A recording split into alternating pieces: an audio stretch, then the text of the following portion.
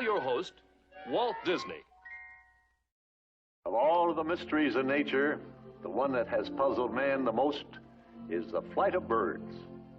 Watching them, man has always had a secret wish that he too could fly.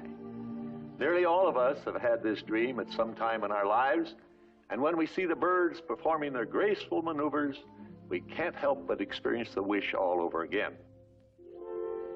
The large soaring birds are the complete masters of the air. Birds like the eagle. He uses the air currents so skillfully, we wonder how he can stay aloft, seemingly without effort.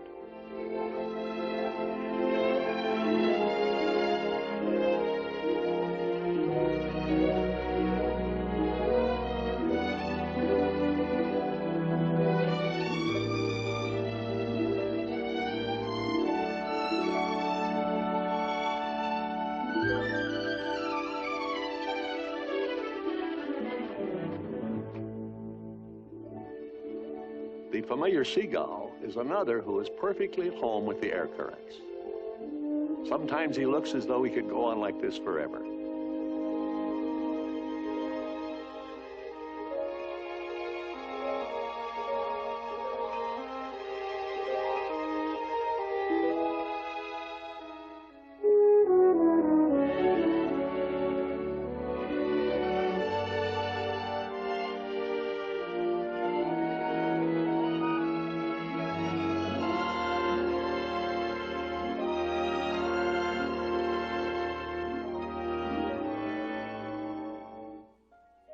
All of the larger birds sail through the air with ease, making us wish we could do the same.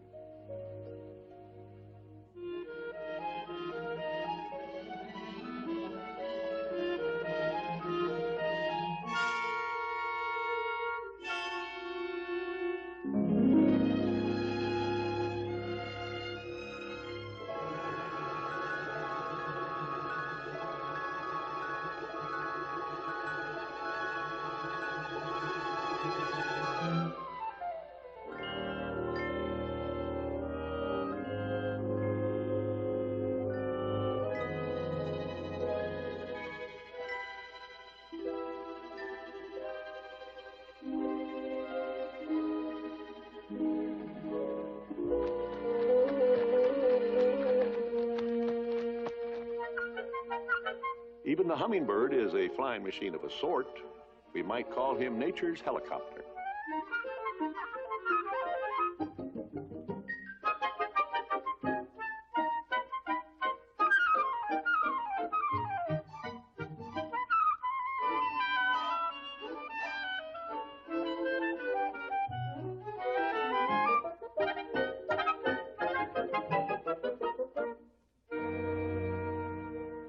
Now, man, it turns out, came close to realizing his ancient dream when he invented the glider, or sailplane.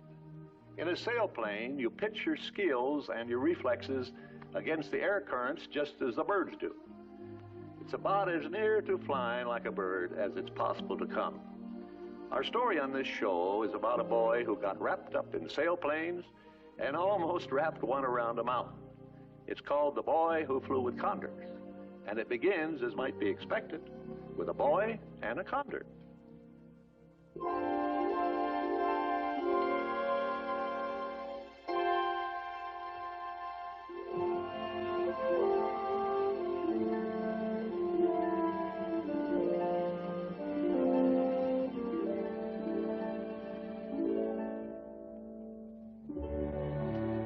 The adventure began on a hot summer day in the California foothills.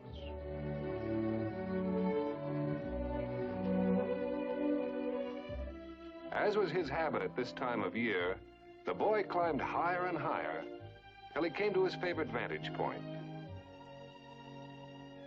His hobby was studying the California condors.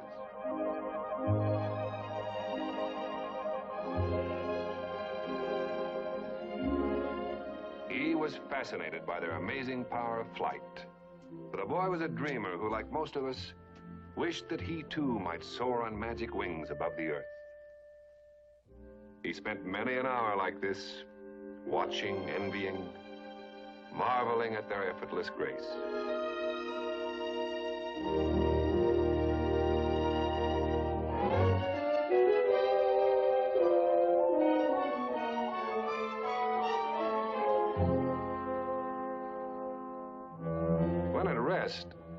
The Condors were grotesque creatures, prehistoric looking, awkward, objects of ugliness.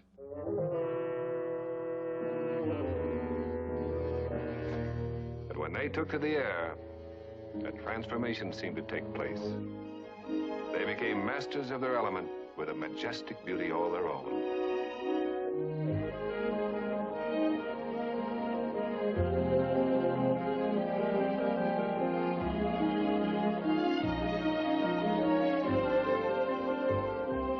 Suddenly, another kind of soaring bird came into view.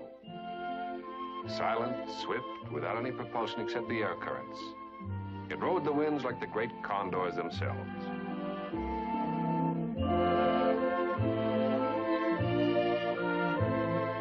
This was a sailplane, or glider, a kind of man-made bird, but as graceful an object as the boy had ever seen.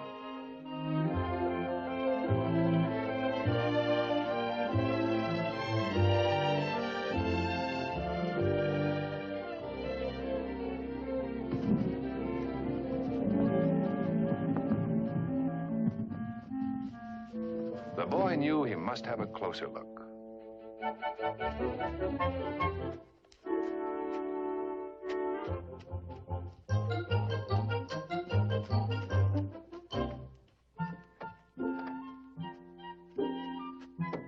Hello. Is everything all right? Oh, hi.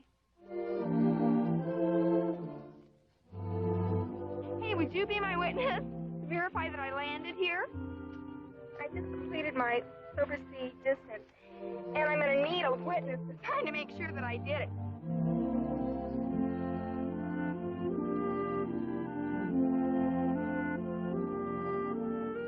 What is this for? I gained this badge, and it's called a silver sea distance. And I think it's about 31 miles. I think I overshot it by about 10. By the way, I'm Margaret Brewster. Oh, I'm Chris Jury. And so it was that a boy named Christopher Jury met an interesting girl named Margaret, and first heard of something called the Silver Sea. Hey, oh, here they are, my ground crew. Ground crew, Silver Sea.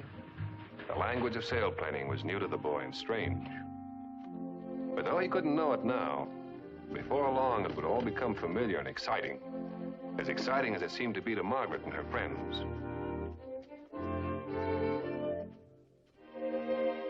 Chris watched the next move with a consuming curiosity.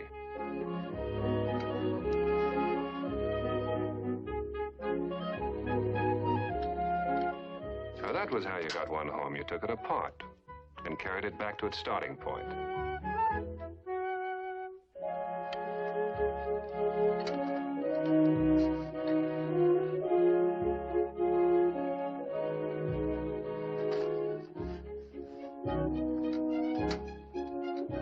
Come down, Chris decided, after so brave and thrilling a journey.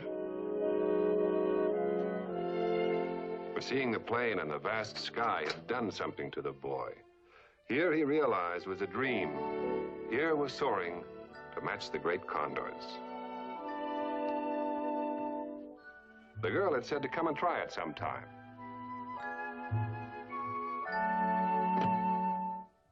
And the more he thought about it, the more he thought he just might.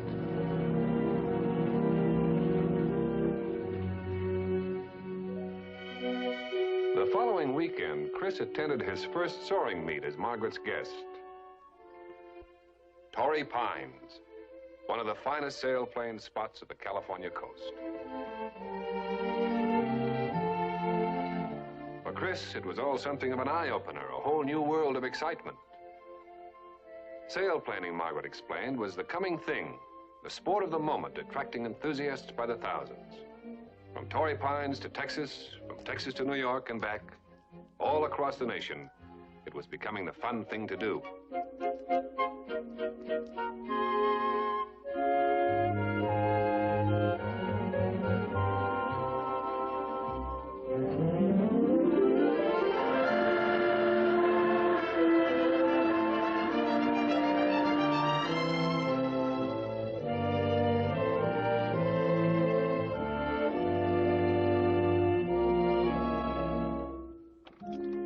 next competitor, Miss Margaret Bersner, piloting a Schweitzer 126 in the junior division.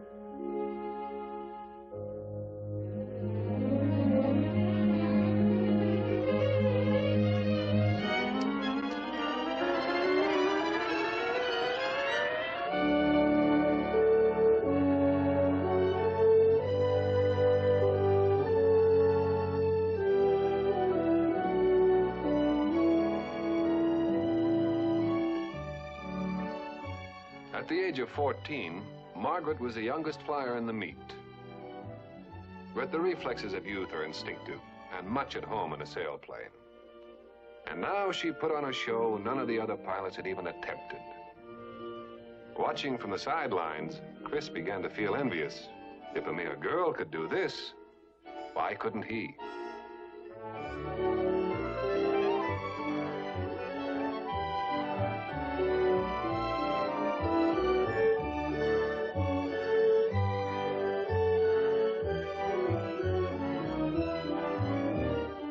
Suddenly, through no fault of her own, Margaret was in trouble. It can happen to the best of pilots. The updrafts give out. And now Margaret's little plane began to sink out of sight below the cliffs.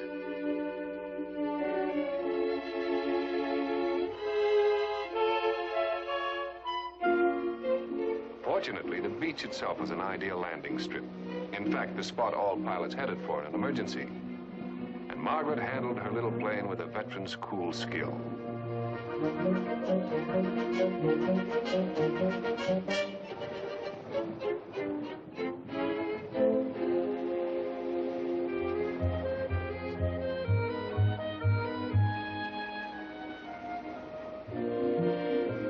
a matter of moments, rescue was on the way in the form of a noisy little power plane.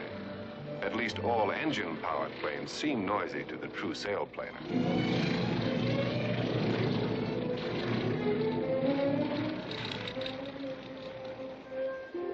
Of course, in a situation like this, the purist can't be too choosy.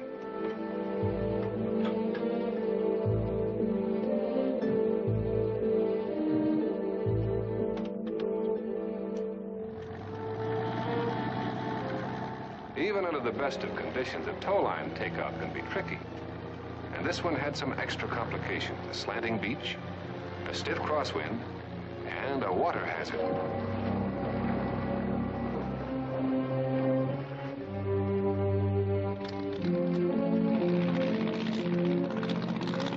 Afloat or ashore, Margaret was determined to see this through.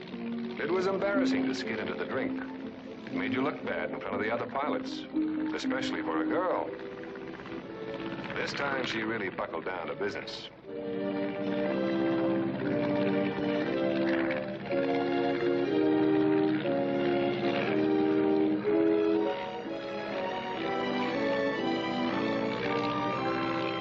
On her next pass, she found the air currents that gave her altitude again.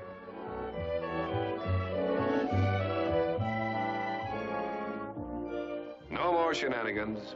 Now for the competition. The spot landing contest designed to test a plane's handling and the pilot's true skill. This time, no miscues. Touchdown on target.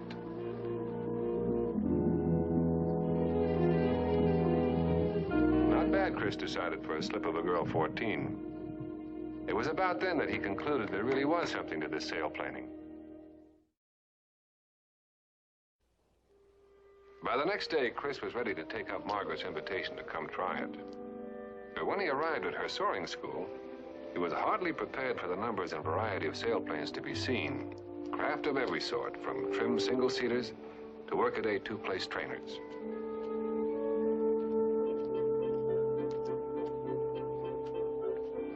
Hi, Chris. Oh. Fred, this is Chris Jury. Chris, this is Fred. Fred Jury. Hi, Chris. See, I got my Silver C. Oh, that's great. It was his field that I landed in. I used him as my witness. He didn't take a ride. Well, Chris told himself this is what he had come for, to try it. If Margaret can do it, he had said, I guess I can.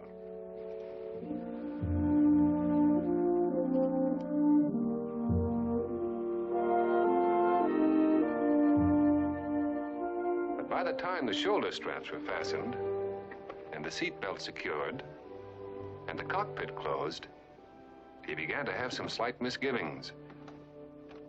He wondered if he'd been a little hasty.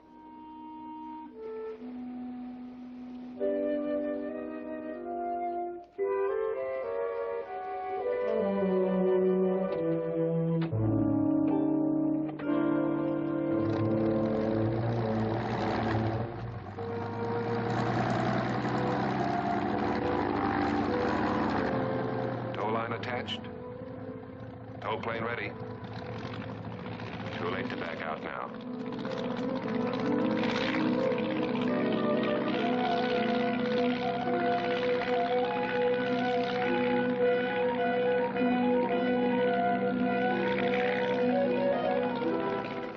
As they picked up speed, Chris was at first scared, then tremendously excited, then strangely reassured by Fred Harris's calm manner and matter-of-fact voice. How do you like this? This is really something. I've never done anything like this before.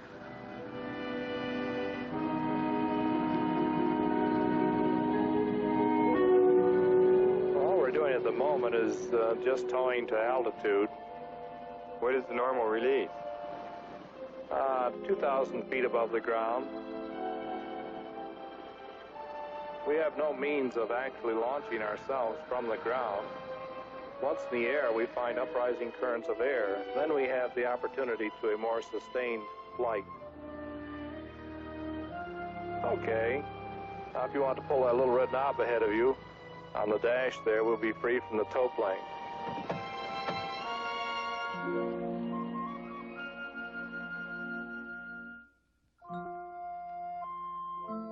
How long can you stay up in a sailplane? This depends on the lift conditions. Actually, we're descending all the time in relation to the air immediately surrounding the sailplane. So when we enter an air mass that's going up faster than we're going down, then we have the opportunity to go up with it. This is what we seek in soaring. We try to find these areas of lift that are going up, and we're able to stay up for hours at a time. Do they fly distances in a sailplane? Oh, yes. Over 600 miles is the record at the present time. It was made back in Texas. A fellow flew from Odessa, Texas, up into Nebraska. 600 and some miles? Just by finding lift? Well, he was using a storm frontal system which creates an overriding air mass. And he just went on a straight line up a storm front. How high do they get? Well, quite high. The world's record was made right here, 46,247 feet. This was done by Paul Bickle. As Fred Harris went on about altitude records and distance flights and the theory of soaring, Chris found the mystery of sailplaning no longer a puzzle. For the first time, he understood how the great Condors could remain airborne for hours on end. And now he himself was caught up in that same world of wonder, stirred by its challenges, excited by its promise, and willing to fly on like this forever. But easygoing Fred Harris said no. There always came that time when you must drop back to earth and reality.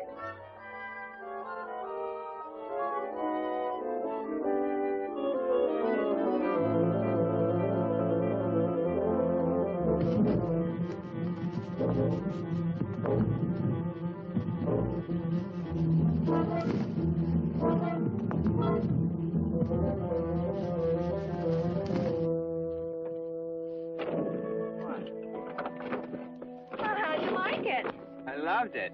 Good enough. I think I might even take lessons. It's okay with Fred. Oh, swell. You bet.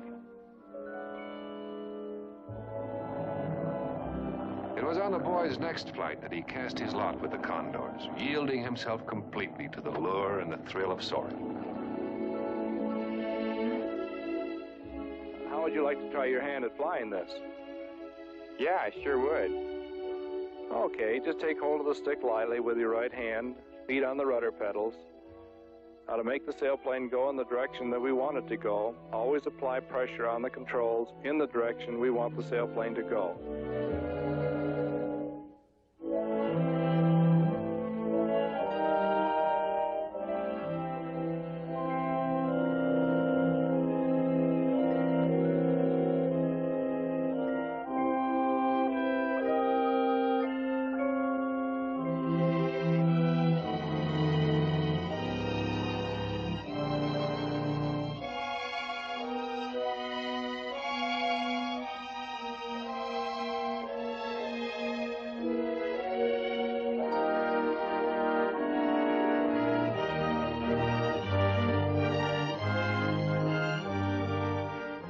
This was the moment when Chris felt no longer earthbound.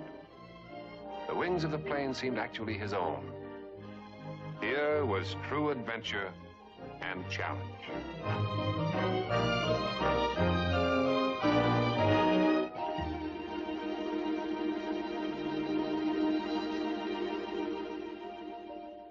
And so began a logbook labeled Christopher Jury, a record of flying time, lessons learned, tests taken and passed.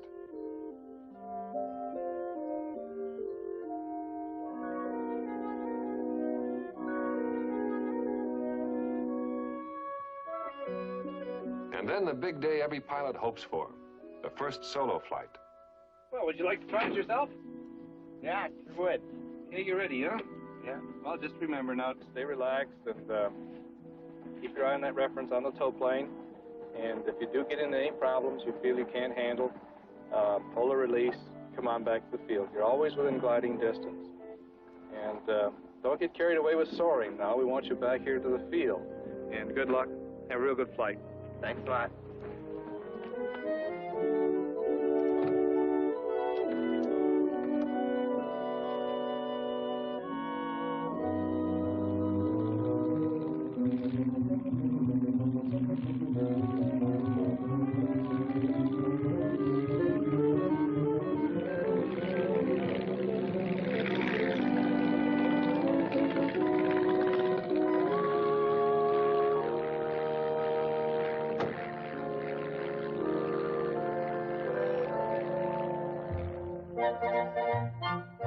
Now came the moment of testing.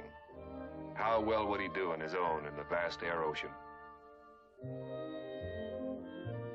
But now he was alone, relying only on his reflexes, his judgment, and his skills. This was what it meant to fly like a bird. It was a heady experience, one in which exuberance might easily overbalance caution. But he remembered Fred Harris's send-off. Don't get carried away with soaring now. We want you back here to the field. You're always within gliding distance.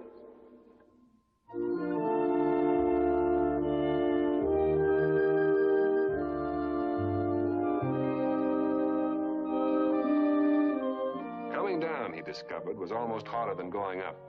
There were so many things to think of in that concrete runway rushing up to meet you. Perhaps it was the tension.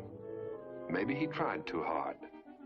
Whatever the reason, it wasn't the cleanest landing ever made.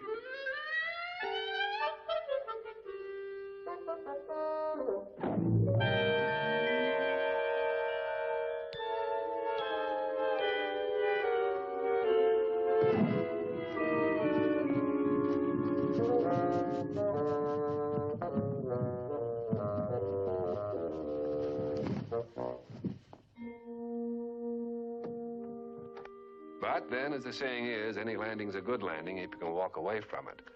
And at least Chris could do that. Oh, real good. Real good. Good fun. Oh, Chris. Congratulations, Chris. Real Nice. fun. Good Thank you, show. Chris. Real good to have you back on the ground again. Great. Oh, good landing. Very good, Chris. Thank you, Bob. Chris?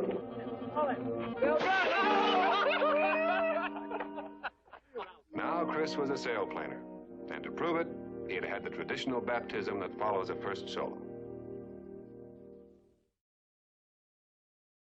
Later that afternoon, while waiting his turn to go up, Chris saw what a sailplane can really do in the hands of an expert.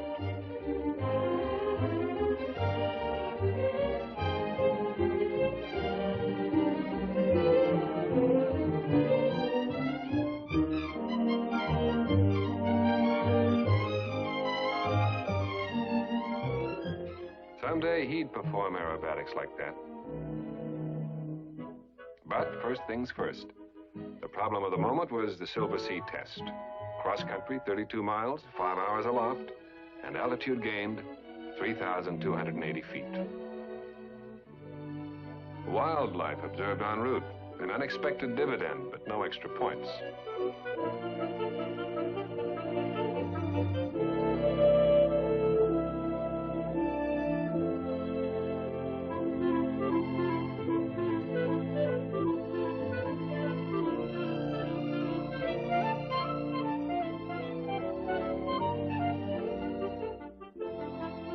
Nature lover or sailplaner, For a moment, Chris seemed to forget which. And in the air, even an instant of forgetfulness can mean trouble. Now he'd lost his lift. Now it was look out below.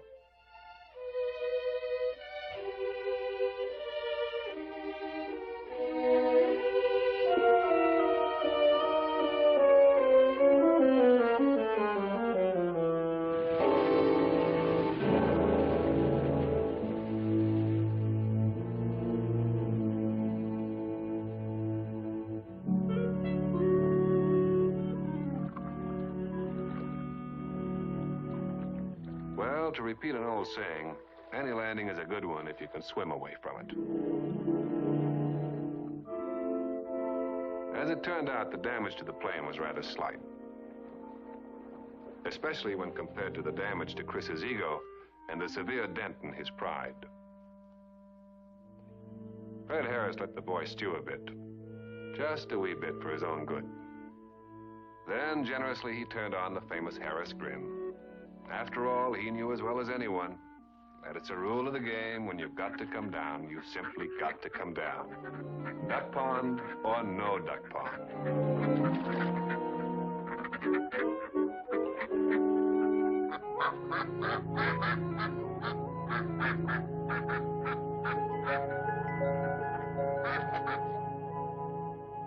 Eventually, the record said Silver Sea. It didn't seem necessary to mention the ducks. Next try, in a new high-performance model, the Gold Badge.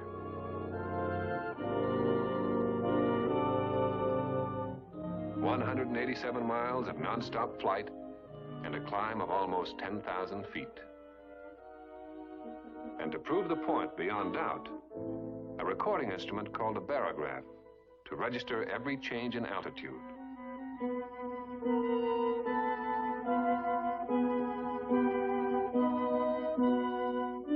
For every sailplaner, there are days when he can't seem to make the elements play his way. And for Chris, this seemed to be one of them.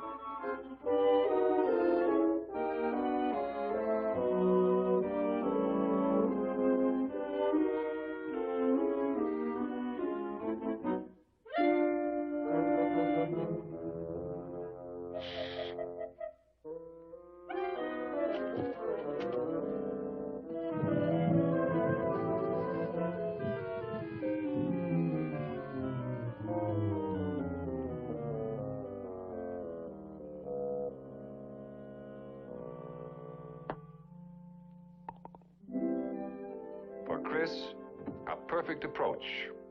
For the locker room, a real tall one.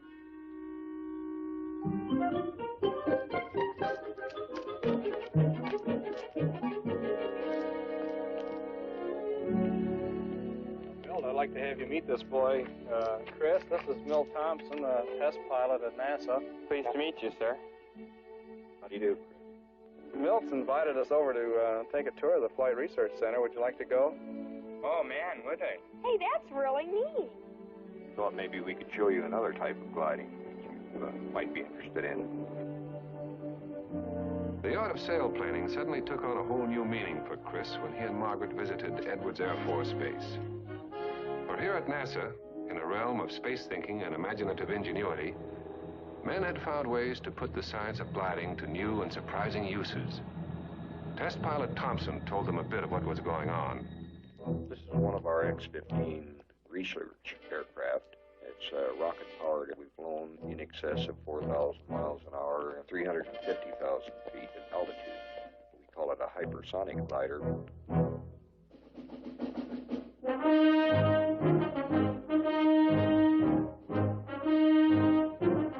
That's the F-104 jet aircraft, Lockheed Starfighter.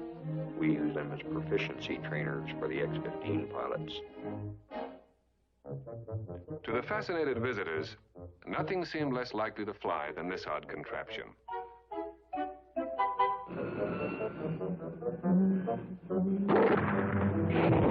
Yet rocket motors, it turned out, could actually lift it and keep it aloft.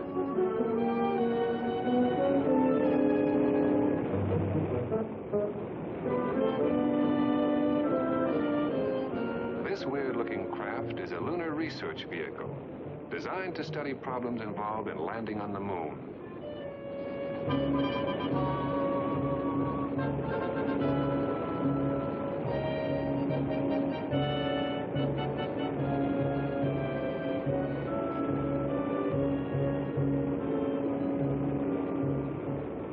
Someday, said test pilot Thompson, a machine of this type might well deposit commuters safely at the moon's front door.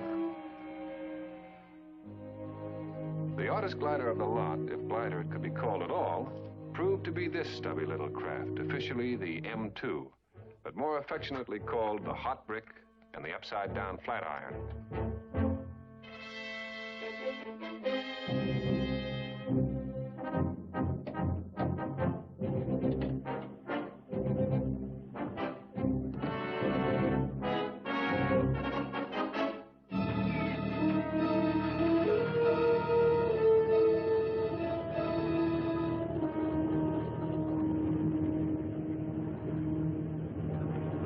Things began to take on a more familiar look. As Chris and Margaret could see, this was more like the sailplanes at home. The M2 was towed into the air like any sailplane and then cut loose on its own.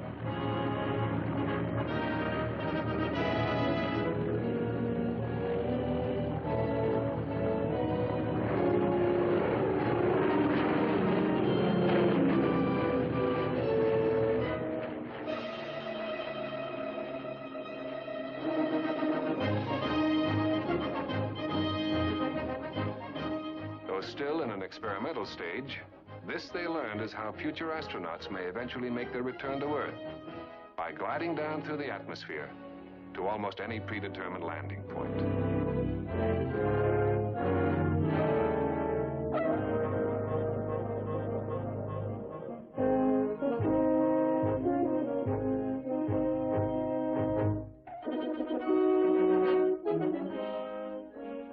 As Chris had begun to realize, there is more to the art of gliding than first meets the eye. By now, Chris had been bitten by the bug, the secret longing that sooner or later comes to every sailplaner. Now he wanted to try for the highest award in soaring, the Diamond C. It would be a challenge, a tough one, but he felt he was ready. And so did his best rooter, Margaret. And equally as important, so did Fred Harris. Come over here and try to pick up this sheer north. But I'm afraid the mountains get so high up in here that it's going to be overdeveloped, as the clouds will be right on top of the peaks. And if that's the case, then you should have altitude enough to cross over this valley and pick up this next ridge going north, east of it. And about that time you get up in here, it's going to be dark, and but you'll have your diamond. This time, the problem was the biggest Chris had ever tackled. Before the flight was over, he must record 16,000 feet of altitude, and it must be a sustained journey of 311 miles, long enough for a pilot to get thirsty and even a bit hungry.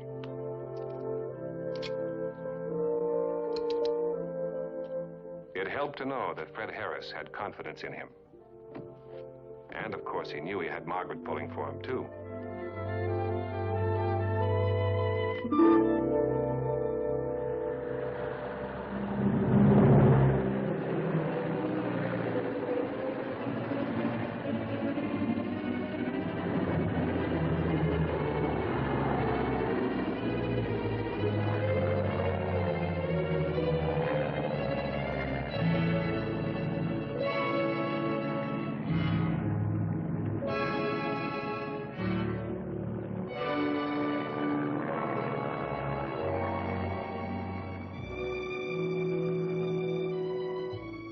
Ground control, this is 88 Zulu. Releasing at 5,500, are you with me? Okay, fine and dandy. We'll be right behind you. We have you in sight. When a sailplaner goes across country, it's helpful to have his ground crew go with him. And now Fred and Margaret set out to do just that. They took the trailer to bring the plane home at the end of the journey. But more than that, they wanted to stay in touch just in case of trouble. Destination for both parties, somewhere near Bishop. Rendezvous in case contact was lost, Bishop Airport.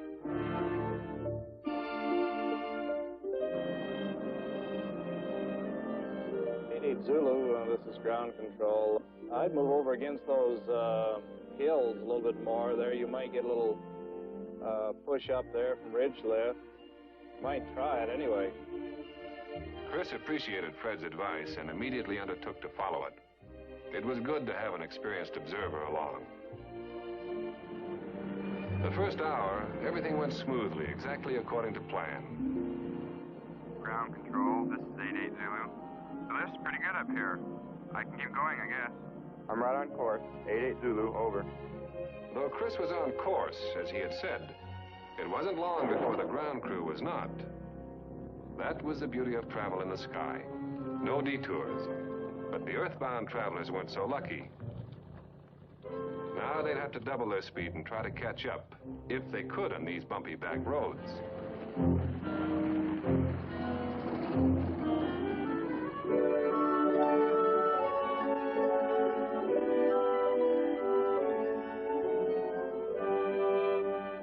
Another hour went by, and for Chris, it was still smooth sailing. But for Fred and Margaret in the ground below, the journey had become a kind of obstacle course.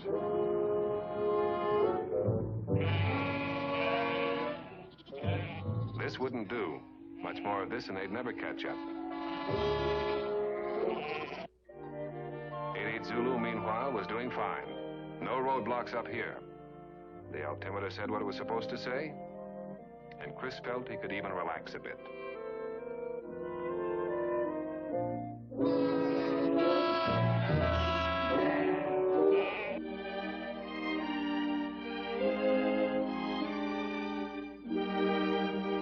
At the end of the fourth hour, Chris met the mountains Fred Harris had predicted.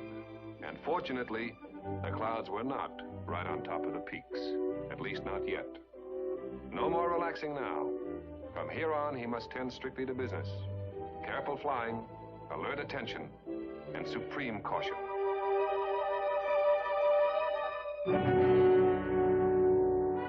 This rugged terrain would prove whether or not he was a pilot, for this was the eastern face of the mighty Sierras.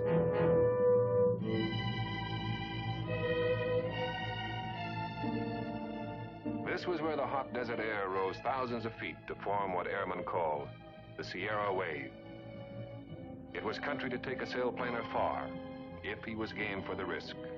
But risk was what a diamond sea demanded.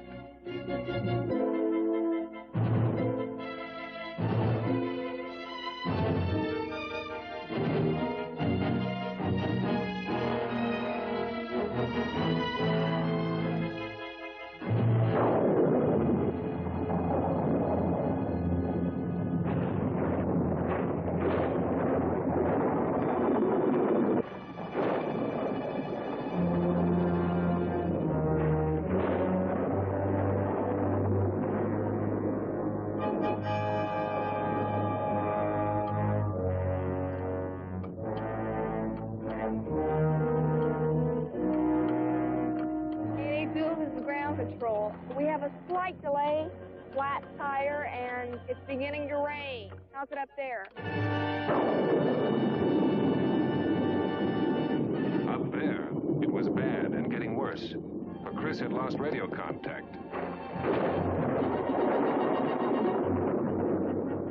But there was hardly time for that now. Heavy turbulence had begun to buffet the tiny plane.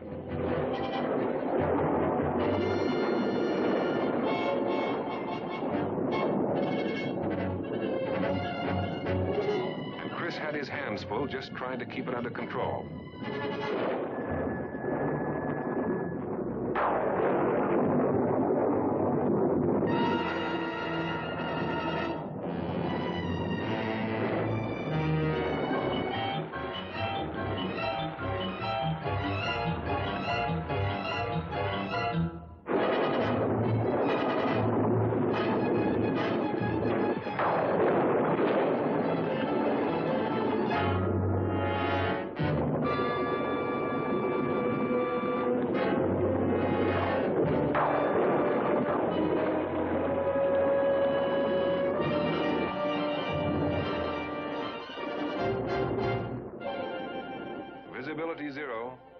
bearings lost, Chris tried circling, seeking a way out.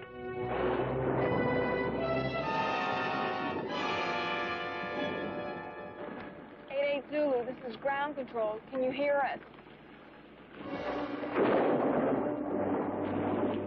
Can you read us? No answer, except the crackling of heavy static. No answer to Chris's dilemma either, except hope. And suddenly hope itself seemed lost.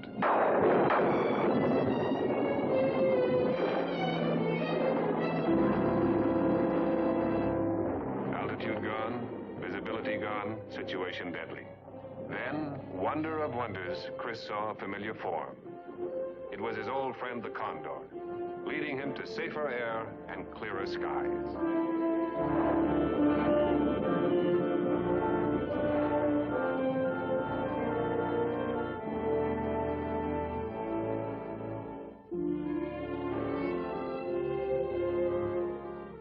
He knew that if he would stick with these masters, his battle would be won.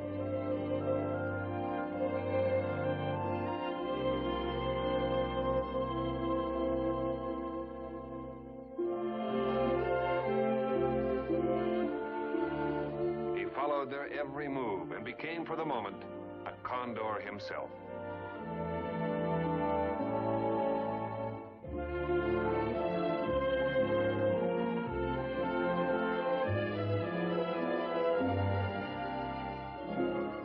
Once in the clear, Chris could recognize his surroundings. Below, unmistakably, lay Mono Lake, and the sight of it cheered him, for he knew now that he'd traveled a legitimate Diamond Sea distance. Of course, there was still the problem of getting down safely, but he felt sure he could handle that.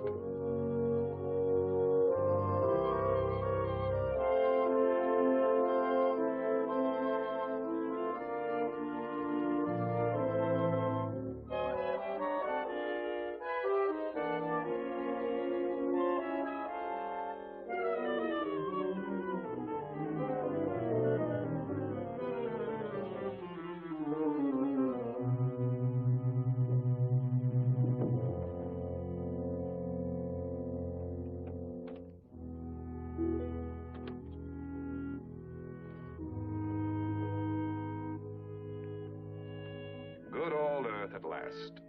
Admittedly, it felt rather good to get his feet in the ground again.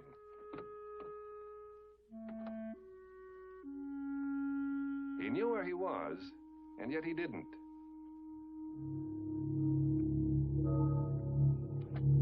From the surroundings, it could have been some other planet, one seemingly devoid of life.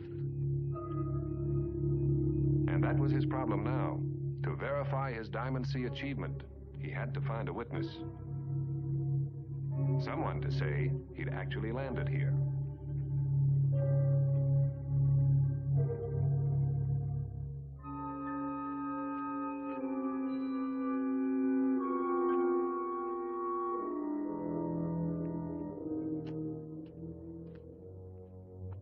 A building. That suggested habitation of some sort. For every abandoned mine, there's usually an abandoned prospector to go with it. And this one had its old hermit, who was willing to sign an official-looking paper.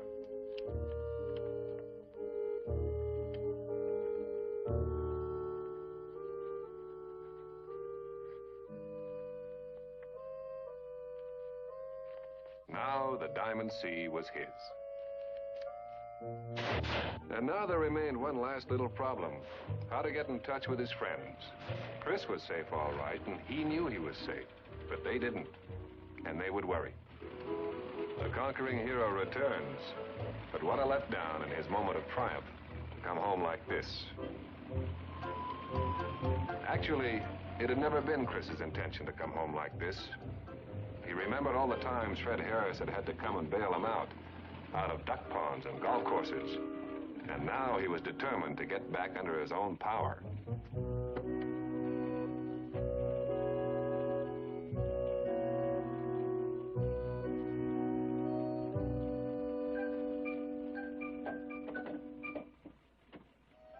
The old miner couldn't guarantee anything, but if this ancient jalopy could get up to even 48 miles an hour, it just might put Chris back in the sky.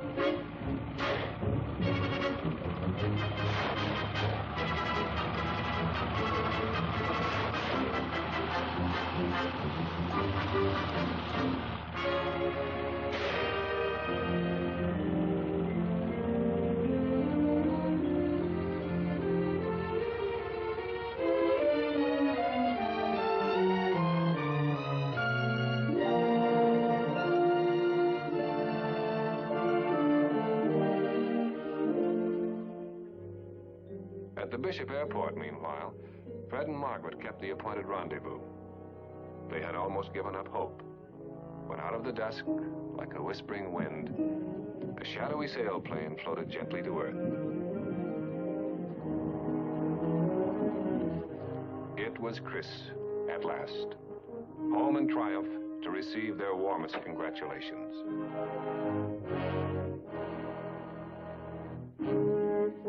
The Diamond Sea, soaring's finest, an emblem of pride and shared achievement. It belongs to those who dare and those who venture, to the young in heart and the bold of spirit, to those like Chris and Margaret, who carry man's dreams aloft and free his aspirations in the high, wide sky.